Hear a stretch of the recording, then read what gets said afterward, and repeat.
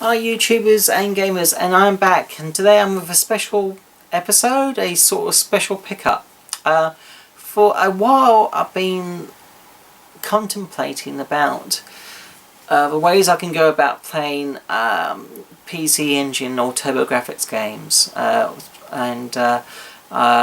don't necessarily want to buy the hardware and get all the games because both are quite expensive, but I still like to play games. So obviously the easiest way around that is to play emulated copies of that. Now you can obviously do that on the PC, or you can have a dedicated gaming tablet, that'd be like the JXD here, and play your PC engines on that. But really I wanted to play it on a telly, and I know I can connect this to the telly, and you can connect other handheld emulator machines to a telly. But one I was thinking of getting was the Retro Freak. Retro Freak clone machine type thing, gaming machine. Unfortunately, Retron 5 don't play with TurboGrafx game, but the Retro Freak does. Although it doesn't play the TurboGrafx CD games unless you put them on as a ROM form. And that's the thing, you can play ROMs on the Retro Freak. So I'm thinking, oh, that's weird. I just, we don't need to buy the games, just put the ROMs on the machine and then play them on a telly. Again, these Retro Freak machines aren't necessarily cheap though. To get one imported, I'm probably looking at about £200 easily. And so I was, humming and harming whether or not to do it, because I already have Retron 5. Is it worth getting that for a Retro Freak? I know there's an advantage. There's a new add-on coming whereby I can play Sega Game Gear games on the telly too via that. So that sounds quite promising. Although I'm still hoping that one day Retron 5 might do that. But then I was thinking about some alternative solutions, and I've actually decided to do that. I instead decided to get my own tabletop arcade machine, a dedicated one, with all the built-in games and emulators and so forth. And I've got it customised in terms of a particular look, which obviously you guys would have seen from the snapshot of the picture on my video. But without any further delay, shall we go straight to the actual console? Okay? See you in a minute. So here we are with my arcade system. Basically, it's obviously a tabletop arcade with attached to a flat screen TV. Now the TV I got is used to be my daughter's TV. I nabbed it off her. It is a TV stroke PC monitor. It is a 4HD 1080p model. Model number is 22MN43, so it's 22 inches widescreen. And to be perfectly honest, it's perfectly big enough for arcade gaming, especially where I'm sitting here, because I'm quite close to it, as you can see. Make sure it's recording. What else?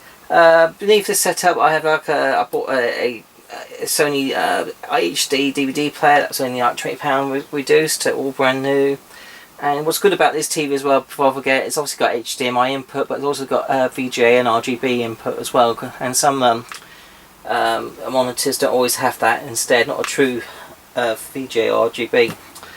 Now turning to the arcade, this it's quite easy to switch on. There's a white button at the back, just press it on. Doesn't take too long to come on, but while it's doing that, let's have a little talk about it. Yeah, basically there's a guy on eBay who sort of pretty much sold custom arcade machines, and basically this one, some have got like Raspberry Pis built inside. This one has got, let's get the specs, it's got a powerful modern Dell dual core PC. It's got 2 gigs of RAM, it's got 2TB hard drive, and I've upgraded from the VGA RGB to an HDMI output card.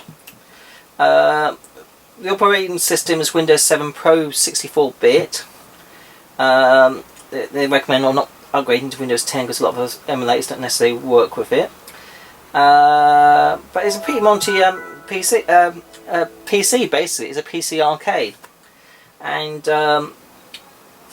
obviously I've gone for the classic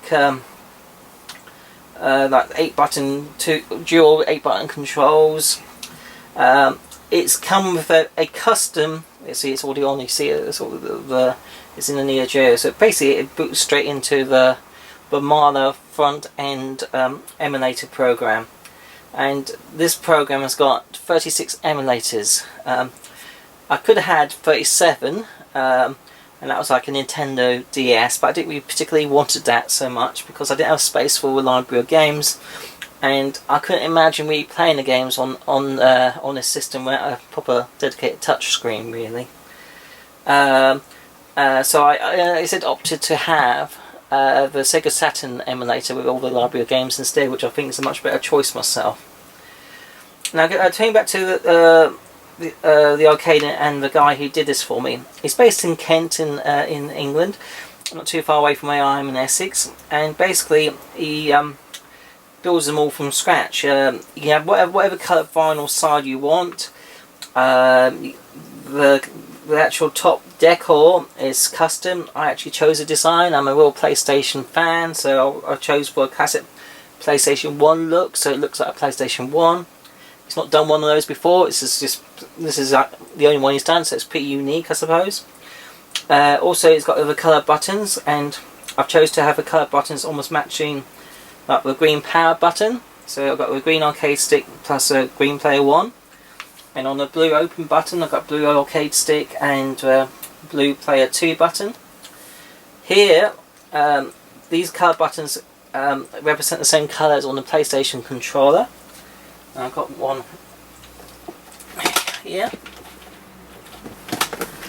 So obviously I've got the green for a triangle button, the red for the circle button, blue X button, and pink the square button.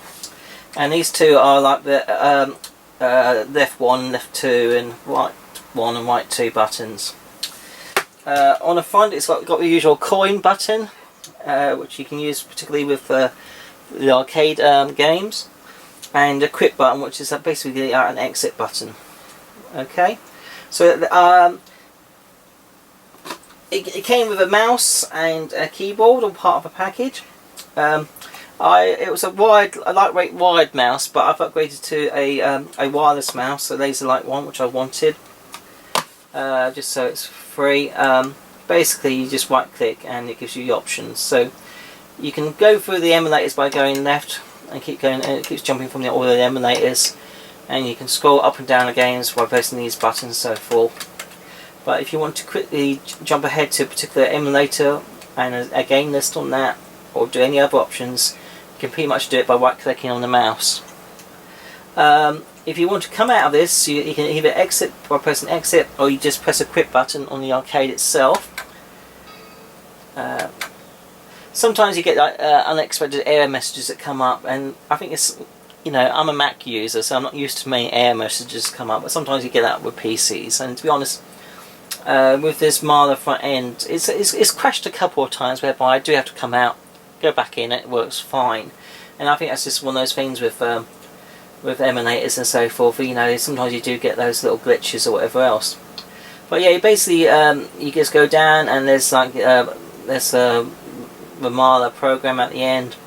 And if I want to do any more finer changes, all the settings are under the C drive.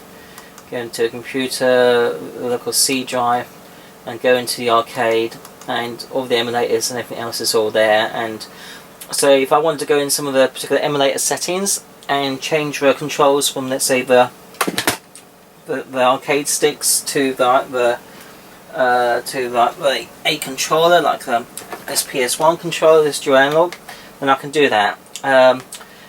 Particularly with some game emulators like PS1 and so forth, I can have the choice of either using these or using this, but I do need to swap the emulator settings around on it if I do that.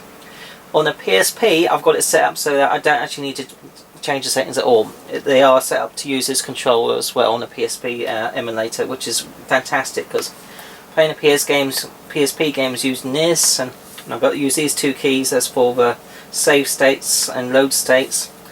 It's a good way of playing PSP games. I actually prefer playing PSP games like this now compared to doing it on the actual handheld. Although it's not more of a handheld, I love a handheld.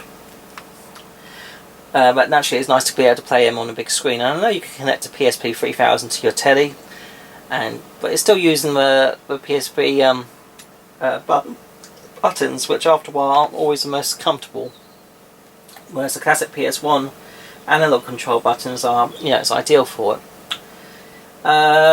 With some emulators like the more basic computer type ones, like the Commodore 64 or the Spectrum and so forth, you are pretty much better off using the keyboard, and obviously that just plugs in the back and you just use the keyboard, that natural. But let's talk a bit more about the actual emulators themselves. Okay, on this Mother front end program there are installed 36 emulators. So I'll just quickly go through a list, but I'll show you on there as well. So we've got the MAME, we've got one of the Capcom 1 and the Capcom 2 and the Capcom 3 emulators for those particular games.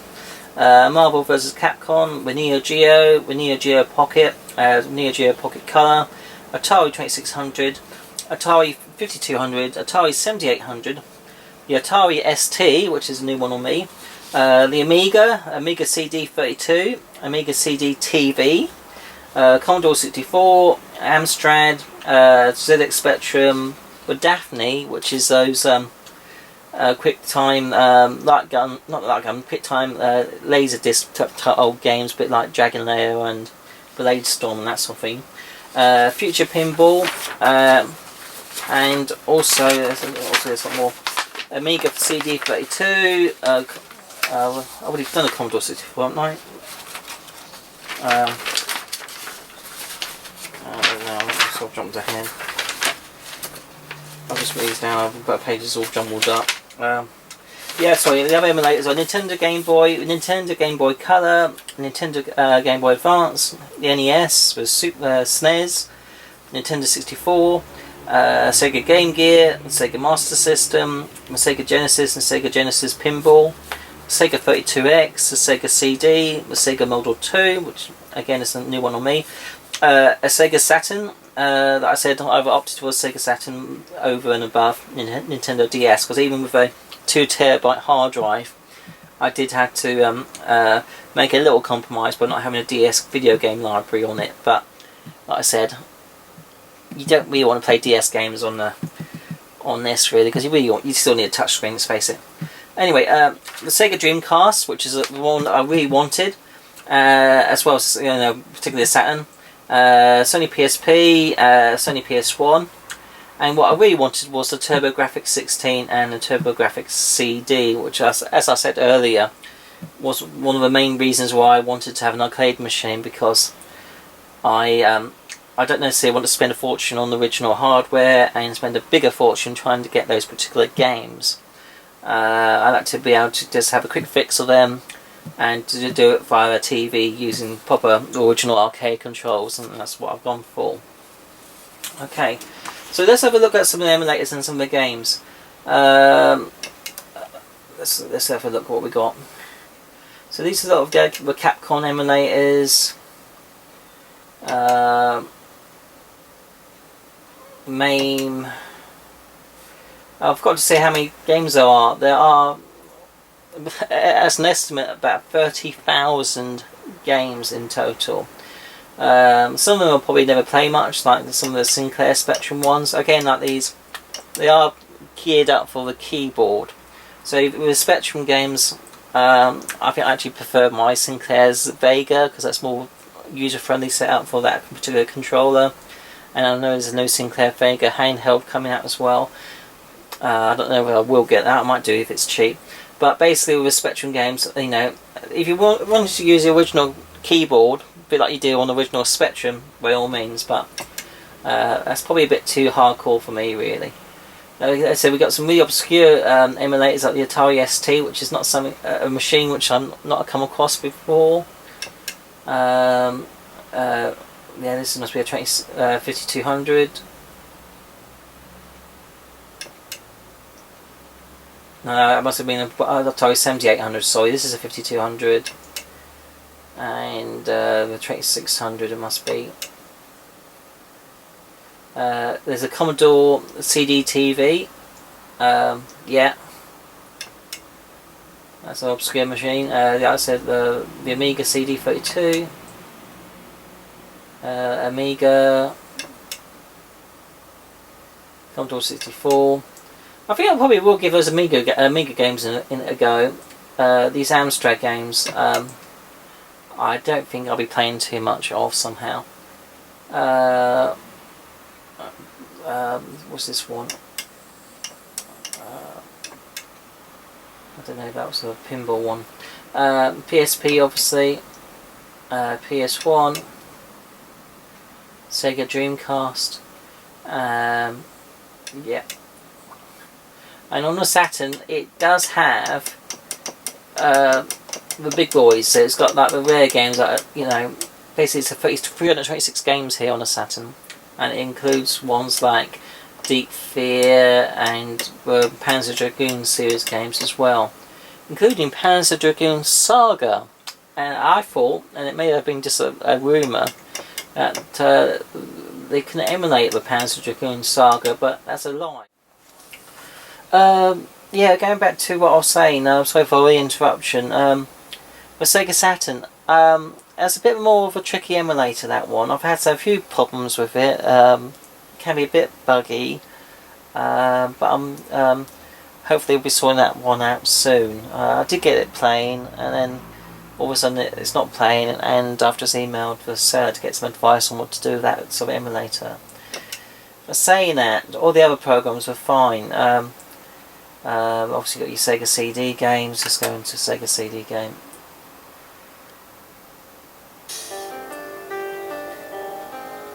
Classic Sega CD screen.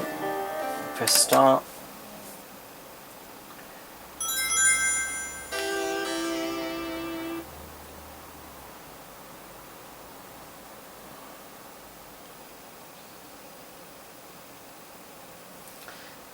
Sega CD games seem to always take a long time to load, and even on the emulator it takes a while.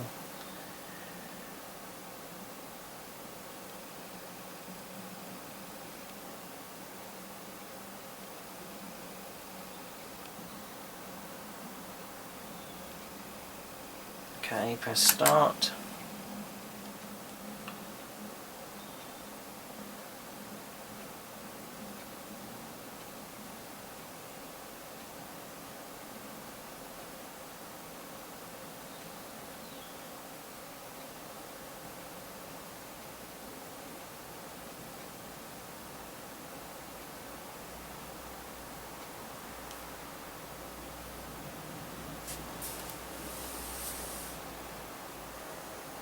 There we go.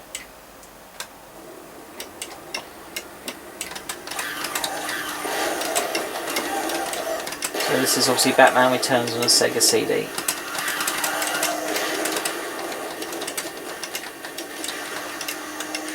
I'm not sure. So basically get the idea of it there. Pause, come out of that. Let's go to something else. 32X. I've played a bit of a Star Wars arcade, that's pretty good. Obviously classic Genesis, Master System, Game Gear, Nintendo 64. Played some of the, obviously the Mario Kart on this, and it comes up really nice on the screen in high definition. The SNES, of course, NES, Game Boy Advance, Game Boy Color, Game Boy. Actually, let's go back to Game Boy and see what that's like. That was definitely that last one. It has dragon layers and badlands. Let's have a look. Attack of the Killer Tomatoes. That's probably a terrible game. Let's have a little look at that and see what that's like.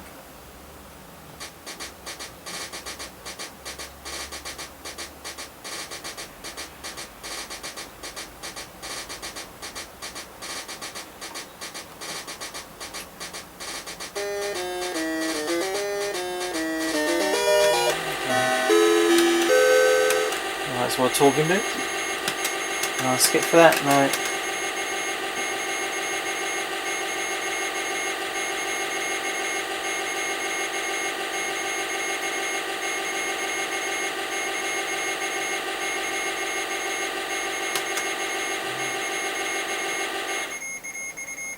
Okay. Right, now can I...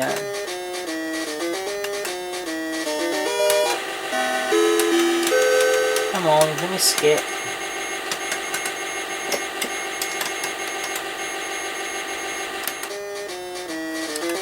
That must be exit or something.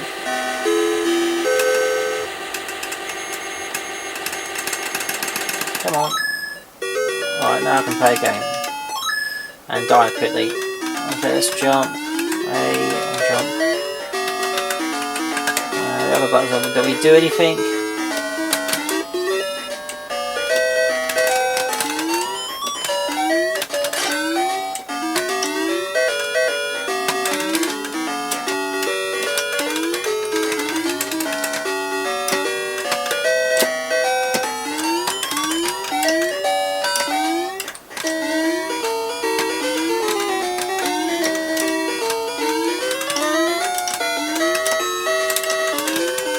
Don't know why it won't let me go over there. I don't really know this particular game.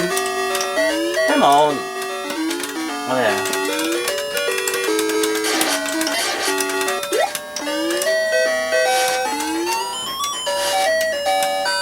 Oh, it dissolves.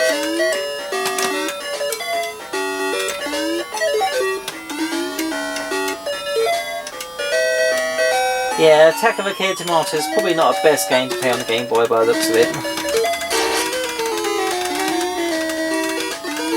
Anyway, you get the idea again, so let's come out of that. Okay, let's see what else we got. Daphne, yeah, these games are pretty tricky, the Daphne games. TurboGrafx, now this is what I really wanted to play. So let's look at the TurboGrafx game.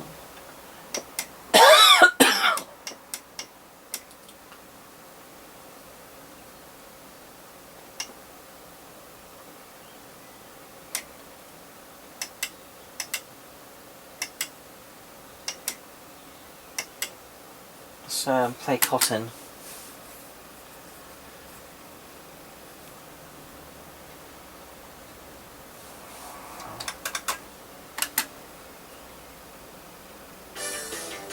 So there you go, the old Cotton.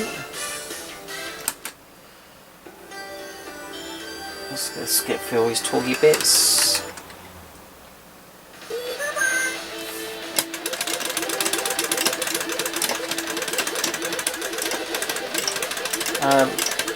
When you play these, you realise that actually these are quite tough games, really. This is like a shoot and a bomb.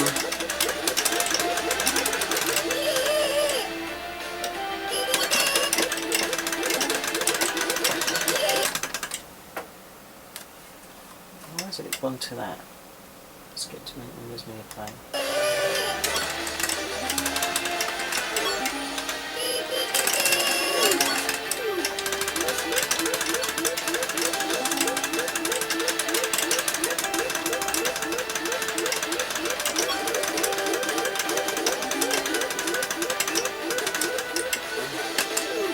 So again, you get the idea. Let's come out of that one.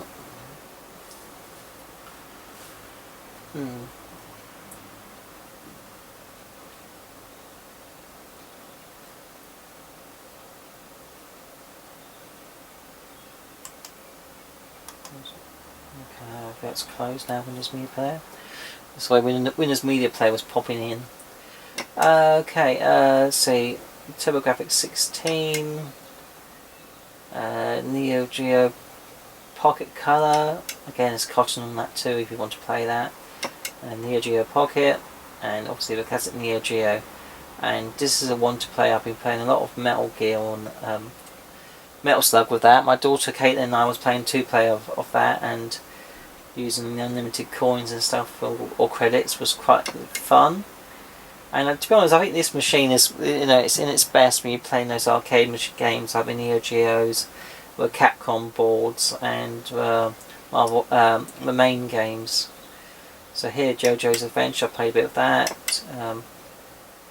Street Fighter 3, Second Impact, Third Strike, all those ones. Wizard Red Earth, not sure what that is about. Let's have a look at that.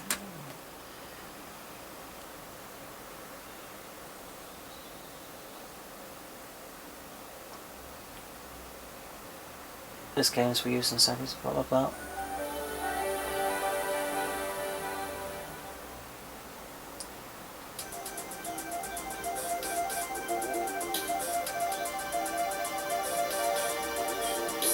Red Earth.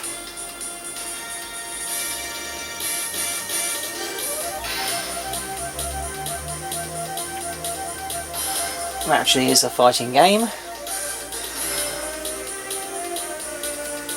I'll skip for this. Not really, not yet.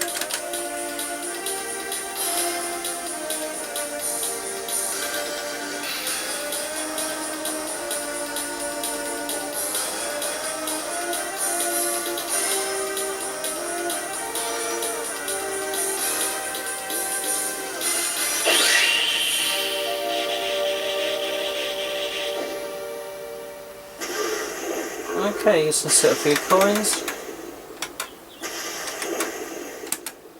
We'll start. Right.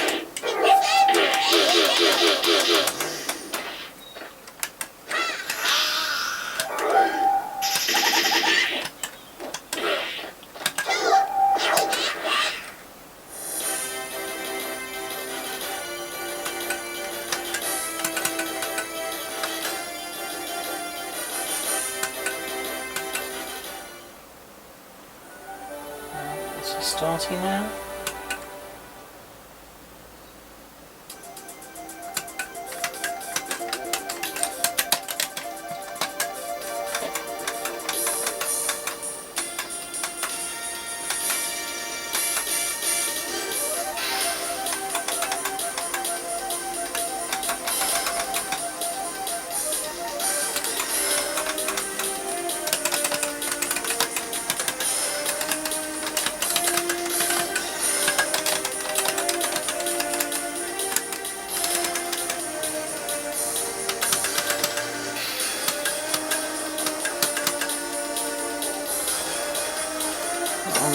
This. Let's pause that for a second. Let's try it again. Oh my god, JoJo's Desire Adventure is fine. Street Fighter. Let's try Street Fighter 3.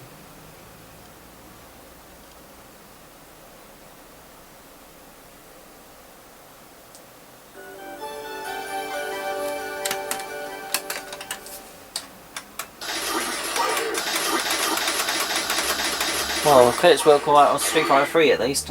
Okay, so do one player.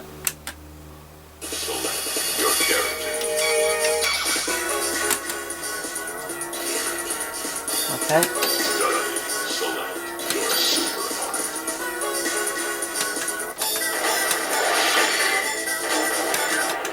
Okay.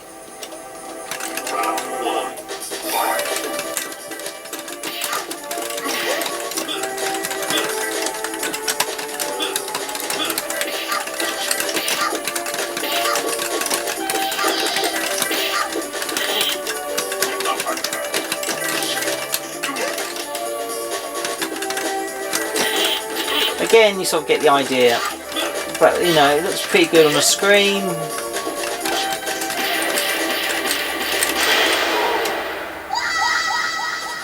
Okay, so you get the idea anyway. Put out that. It's bizarre. It wouldn't work on was it Warzard, Red Earth? Not sure why the coin bit did not work on that one, but.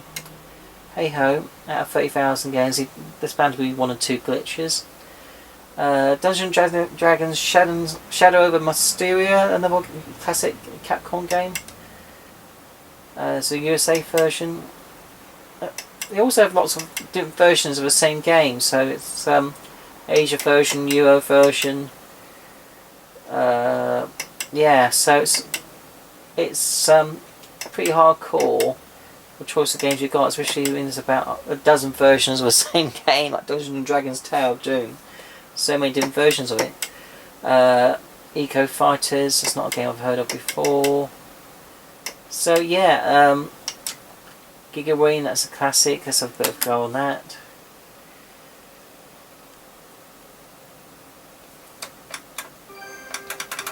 some credits work on that. Alright, okay. Let's start. One player start. Okay. Skip that. Okay, skip through all the talky bits.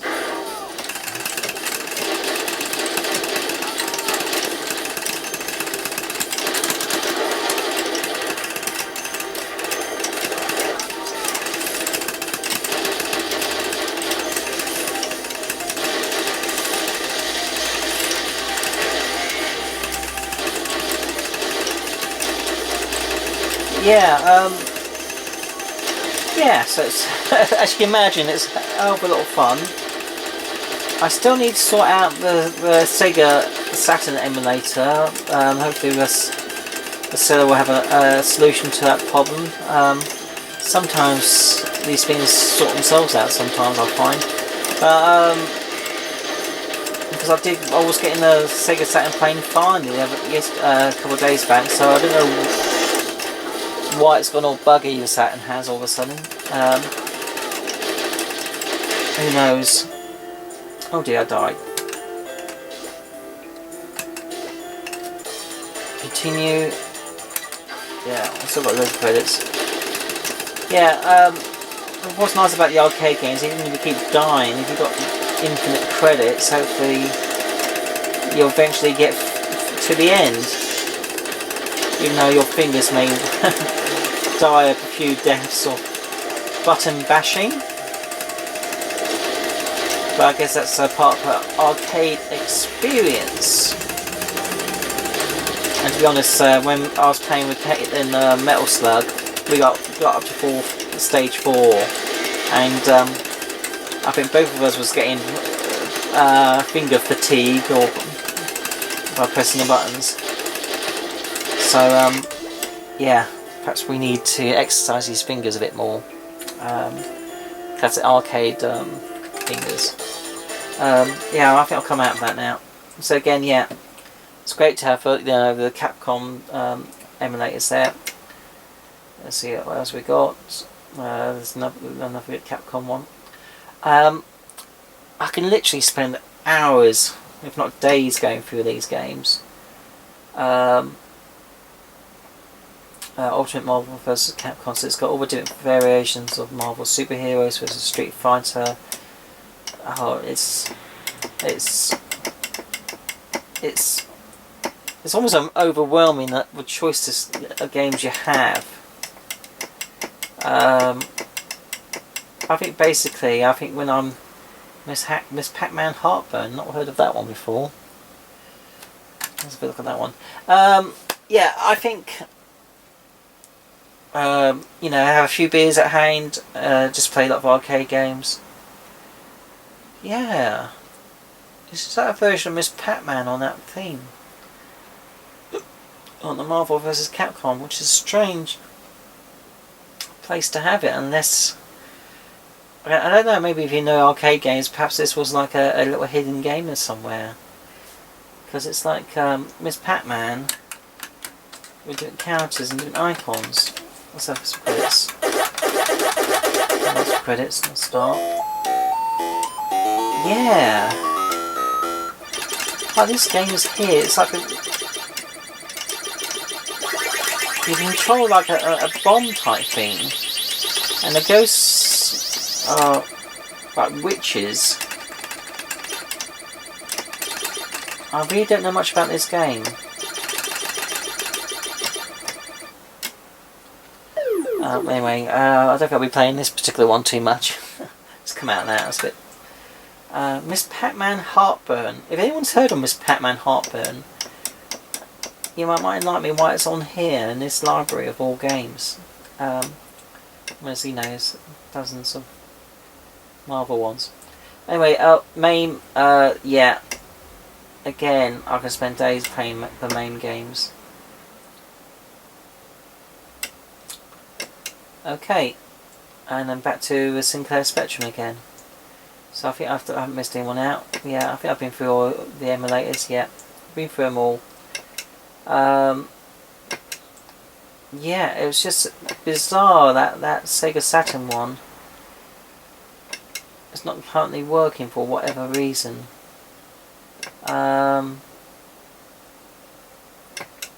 Hopefully it'll be a quick fix. Not to say there isn't enough games to play on here anyway. Yeah, it's just bizarre, that one. Let's try again.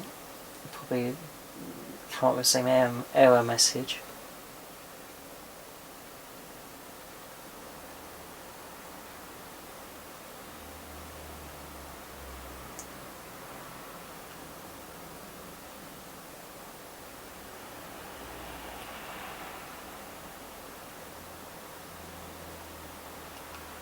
It's not exactly doing anything at the moment.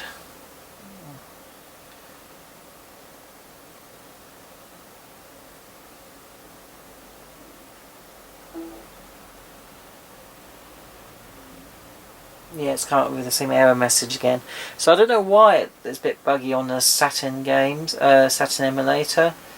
Like I said, I did get it working before, but yeah, that's what I would say with arcades, emulated arcade machines and so forth. You don't necessarily have the same reliability as you have to do with consoles, because it's basically a glorified PC. And as you know, with a lot of PC programs and so forth, there can be an old bug or glitch or something, and it's about learning how to get around things and sort things out, really. So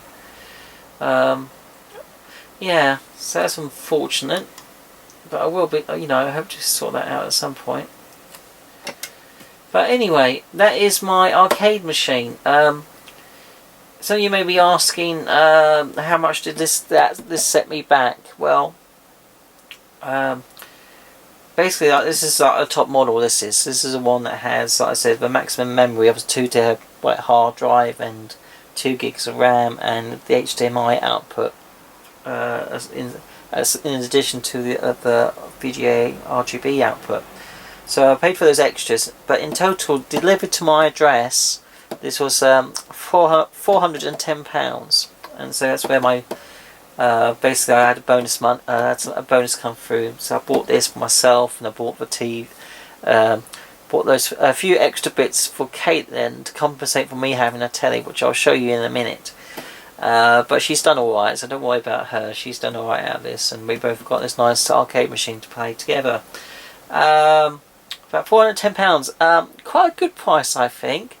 You can go for a more basic model for about £250 if you want the smallest memory, which is about 80 gigs, and 1 gig of RAM, and not bother with the HDMI output. That'd be like 250 quid, which again is a bargain. But obviously, if you only got 80 gigs of RAM, you're probably limiting yourself to some of the smaller, older games. Certainly not the PSP libraries and the PS1 and the Dreamcast and Saturn, so the larger memory files. But still, you'll play like the old retro games, definitely. And you have lots of options with this in between. It has a choice about 5 different hard drives and so forth. So you don't necessarily have to go for a maximum 2 terabyte. You could have just had 500 gigs or 1 terabyte or 1500, whatever else you want, really. And you still have your 2 gigs of RAM memory if you want, and HDMI output, which is like a £40 extra, really. So but £410 is still a good price for these machines, because I've shopped around. Some obviously come with a screen built in. I didn't want that because I haven't got a space in my game room, and this is a cheaper way around it, and it's in effect it's just as good, really. And obviously if you get problems with a screen or anything else or a telly, you can just replace the monitor without necessarily messing your setup, I suppose. Yeah, so you can pay, as way above £410 if you want to. You can pay into 1,000. Some of the top end home emulator arcades are, but this one, I'm over the moon with this. Like I said, there's been 1 or 2 little bugs up with a Saturn emulator, which hopefully I'll get to the bottom of.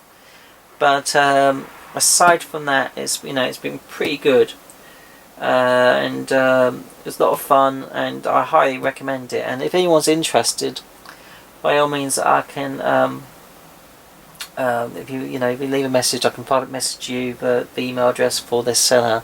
He does sell these on eBay as well, but I contacted him via eBay, and I wanted to do a custom job outside of eBay and so forth. So by cutting eBay out, we saved a bit of money, and I got free shipping and stuff like that, really, because this came in a massive box, as you can imagine. But it was well packed. It's nicely built. The machine is very sturdy. Obviously there's cooling fans, and there's lights with the fans and stuff, as well as all the switches. And you can pretty much customise it as much as you want. You can go for whatever colour picture you want. You can go for more classic traditional arcade looks, or you can go for something complete customised like this massive PlayStation 1. And whatever colour you possibly want, in the vinyls, so, hundreds to choose from there is. And the guy who sold this to me, James, he's a top-notch guy. It's pretty helpful. I've had a number of questions about getting used, what to do and how to do certain things. There's still a few bits I'm learning, like with different save states, how to do the save states and load states, because it can vary from emulator to emulator. And it's just getting to grips with those. So it's a thing I'm learning as I go along, really, this device. But no, I'm really pleased to finally have a arcade machine. I think every gamer wants an arcade machine, don't they? And usually they can be quite expensive, so this is a nice cheaper way of achieving that. We're actually taking too much space, actually, because like I said, I've got this on this coffee table with a telly and everything else. No, it's pretty good, I think, to have this in my game room. Well, before I will say goodbye, but it will cut away to what I got from my daughter Caitlin in compensation for me grabbing her telly. So you'll see that in a minute. But by all means, if you haven't already, please thumbs up or leave comments and subscribe. And until next time, guys, take care and bye. So this is what Caitlin got in return for me having her old TV. I wasn't I wasn't a bad dad. I did actually replace her TV with a better TV, another LG LED smart telly, which is a bigger one, 29-inch, and it's actually a smart TV, which her old one wasn't. And with that, I got her a used Xbox 360, the last type model that came out, and this is like the limited edition blue one that comes out with a 500GB hard drive. So yeah, so with my bonus, I didn't exactly neglect my daughter. She did well out of the deal.